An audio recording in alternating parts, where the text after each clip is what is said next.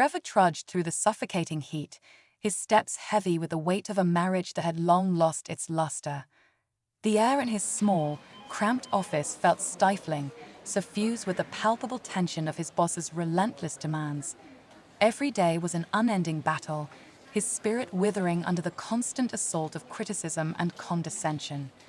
As the days ran into each other, Trevor found himself consumed by a relentless cycle of work and disappointment. Peggy's extravagant online spending habits continued unabated, and every day her parcels would pile up at the door like a testament to their crumbling union. Unable to no longer work enough overtime to keep up with Peggy's spending habits, Trevor devised a plan in order to recover some of his hard-earned money. Trevor began to monitor how many stops away from his house the packages that Peggy ordered were, and then he would attempt to time his lunch breaks perfectly so that he could intercept the items before Peggy was able to receive them. However, one day tucked underneath the usual brown boxes sat a small unmarked black box. The box was about the size of a paperweight with no visible folds and appeared to be made out of a high-quality glossy material. Confused, Trevor casually placed the box into the trunk of his car, knowing he couldn't return it without a proper label. One fateful afternoon, while arriving home earlier than usual to pick up the horde of packages, Trevor's world tilted on its axis as he sat frozen in his car, his eyes fixated on the sleek silhouette of his boss's extravagant sports car that was parked in his own driveway. A cold realization settled over him, the pieces of a nightmarish puzzle falling into place with a sickening visibility. The countless hours of overtime, the scathing critiques from his superior, the inexplicable distance that had grown between him and Peggy, all of it came together into a devastating revelation.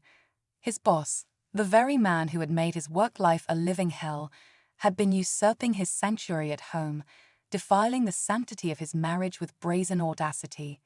Combined with Peggy's outlandish spending habits that forced Trevor to be away from home, these two had come up with a calculated plan to make Trevor as miserable as possible. Trevor parked his car several houses down, and he waited for his boss to come outside of his home as he watched him embrace his wife passionately before taking off.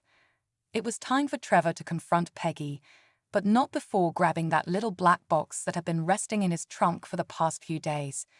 With a clenched jaw and a gaze burning with a newfound resolve, Trevor stepped into the confines of his home, bracing himself for the confrontation that would alter the course of his fate. Trevor's world crumbled around him as he stumbled into the dimly lit house, the weight of betrayal bearing down upon his shoulders like a leaden shroud. "I know you have been sleeping with my boss," Trevor shouted. To Trevor's surprise, Peggy stood there unfazed for a moment before stepping slowly towards Trevor. She leaned into his face and let forth a bellowing laugh. "Oh my God," Peggy chuckled. "I've been wondering just how long it would finally take you to catch on." Peggy's confession hung in the air, a haunting testament to the decimation of their marriage. The words she spoke pierced his heart like 1,000 daggers. Her admission of the affair with his boss was an excruciating revelation he had never anticipated.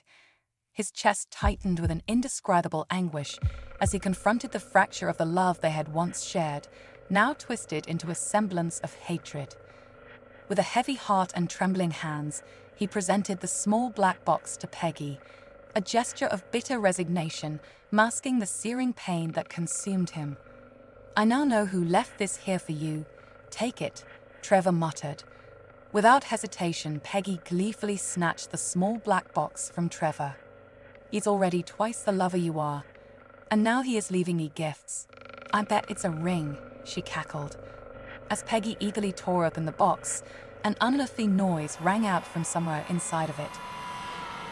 The piercing screech that emanated from the box sent chills down Trevor's spine as a ghastly green mist erupted from the box and engulfed Peggy, consuming her in a frenzy of agony and terror.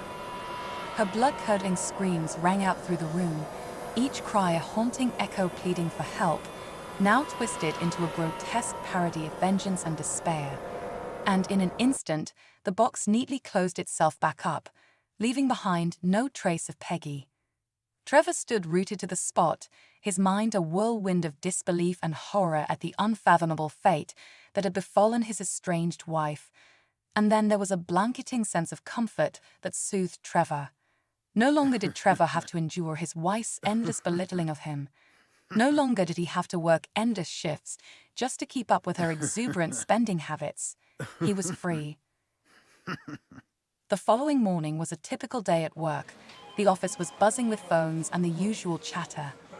However, Trevor's boss quickly took notice that he was absent from his desk and not at work. Just another reason to give you hell this week.